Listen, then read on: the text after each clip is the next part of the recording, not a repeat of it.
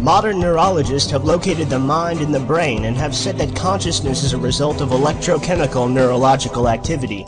There are, however, growing observations to the contrary. There is no neurophysiological research which conclusively shows that the higher levels of mind, intuition, insight, creativity, imagination, understanding, thought, reasoning, intent, decision, knowing, will, spirit, or soul are located in brain tissue.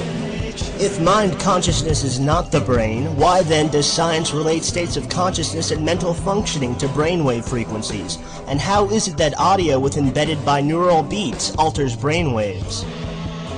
These beats stimulate the third ear directly due to the holophonic effect they trigger. One can sense incredible clarity and depth when audio is presented in this fashion. In an extreme example not yet actualized, think of a group of people talking to each other in an egg-shaped room, with thousands of tiny microphones constantly drifting through the varying perspectives of their conversations. Not only would you eventually get a visual image of what the room itself looks, feels, and perhaps even smells like, but you would find yourself there, moving your hand across the walls and butting in on one of their synthetic conversations as they whisper back at you.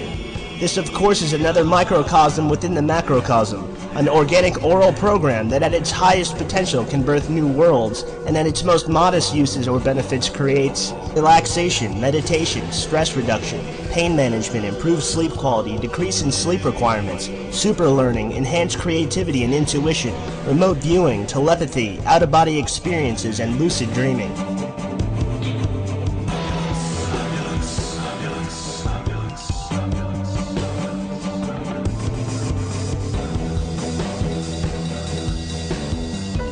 Reach out and touch a small object nearby. What does it feel like?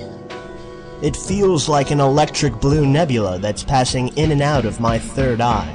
Is it hard or soft, smooth or rough? It doesn't seem to have any characteristics of a tangible object. It is amorphous, a constant evolution. How is it shaped, and what colors blend together to create the illusion that this item is real? Is it real? I had no idea. It was simply stalking a less traveled corridor of my mind. If you place this object out of sight and pull your hand away, does the object still exist? You're not going to fool me, Mr. Ezra. I know it's lurking around here somewhere. Wait a minute.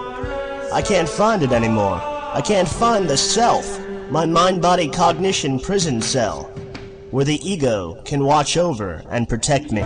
Please reach out and clutch my voice with your right hand. It slips through your fingers like a cloud. So we must rely on alternative modes of perception to achieve a deeper understanding of the invisible and untouchable. Pull the object back into your line of sight and turn it over in your hands. Imagine that this object is a piece of music, actualized in material form. What would the music sound like? Would it be slow or fast? Loud or quiet? It would move through me like a wave in the ocean of my soul.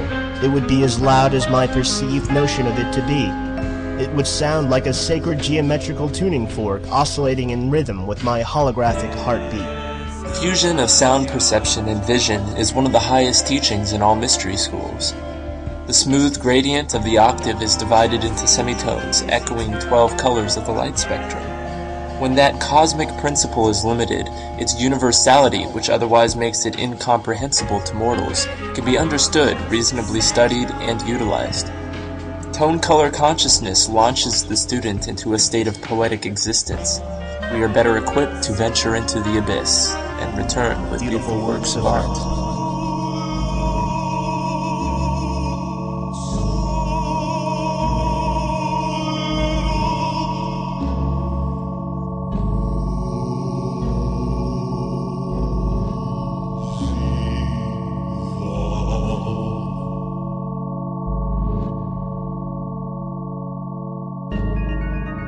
Every cell in the human body pulsates, reflects, and interacts with acoustic oscillations of the medium in which it exists.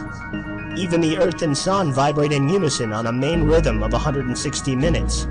Each musical note is therefore united to non-audible notes of higher octaves, and each symphony to other symphonies that we cannot even hear, still exist in the tangled ether of the webbing of cosmic gravity. The forms of snowflakes and faces of flowers may take on their shape because they were responding to some sort of sound in nature. Likewise, it is possible that crystals, plants, and human beings may be in some way music that has taken on visible form. Essentially, music, or more specifically Western music, has been put into a box of limitation. As an example, the sacred solfeggio frequencies, which have undeniably shown to produce a profound effect on the repair and evolution of DNA, specifically on 528 Hz as mapped out by Dr. Joseph Puleo in his decoding of the biblical book of Numbers under the guidance of Pythagorean numerology. For 3 years, Puleo and Dr. Leonard Horowitz have investigated these 6 tones as an interrelated series of mathematical and electromagnetic sound frequencies. These sacred healing tones have been hidden from us by the Catholic Church and others, but something that resonates so fully within our being can never be kept secret from us in the end. For there is no quaking moment in which the pale green electric cipher that unites every thought form within the prismatic fountain of space would render us hopeless and in the dark. The pace of existence rises like the sun on a cold desert plateau, and splashes over us in waves of true knowing and no thing. It restores my faith in the stellar window as I watch its purpose reassemble. The wisdom that pierces all veils of the glass horizon warms us all with its subtle glow. I focus on condensed third eye parabola, systemic and revolutionary response to evolve beyond. Systemic and revolutionary response to evolve beyond infinity. The principal part in a harmonic composition is called the melody, described by early musicologists as the portion of tonal music which represents the elements of air and breath. It's the part of the song that we walk away humming.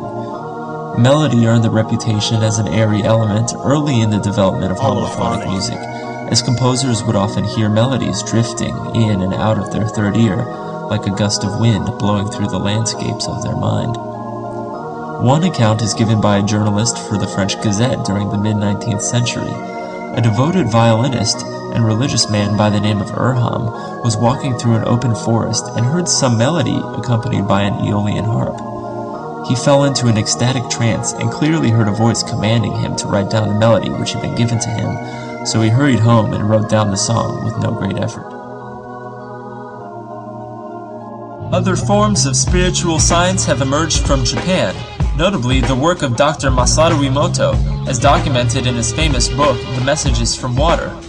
Here we find evidence that human intention and vibrational energy is perceived and documented by water in the form of geometrical adaptation. Emoto conducted several experiments wherein he directed specific thoughts, words, ideas, and music to bodies of distilled water. Then he froze the samples and studied the ice crystals. The lab results demonstrated a tendency for music created with positive, loving intention to generate symmetrical crystals, while aggressive, angry music and phrases loaded with negativity caused the structure of the water to degenerate. Bear in mind that the human body is made up of mostly water.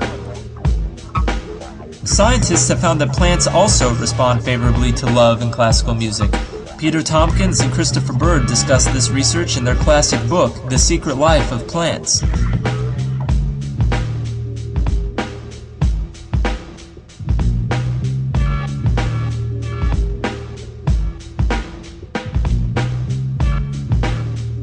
Could be a problem. What are they doing to him? Breaking into his mind. It's like hacking a computer. All it takes is time. How much time?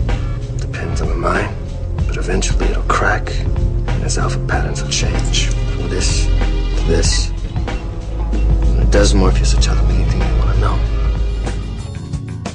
Mathematical algorithms can be extracted from watching pigeons in the park, sunbeams reflected off snowflakes, the cyclones of Jupiter, your thumbprint, the echo of steps in a hallway, the atomic structure of gold. The symmetry in nature is a continuous part of the ever-glowing grid and rhythm of organic life systems, waxing and waning in the rich tapestry of the cosmic ocean. Creating music out of what first appeared to be a void of emptiness, in a place beyond form, a symphony springs to life, like a newly birthed star dancing in reflection of its mirror universe. Allow yourself to experience pure sound. Take a deep breath, and really listen.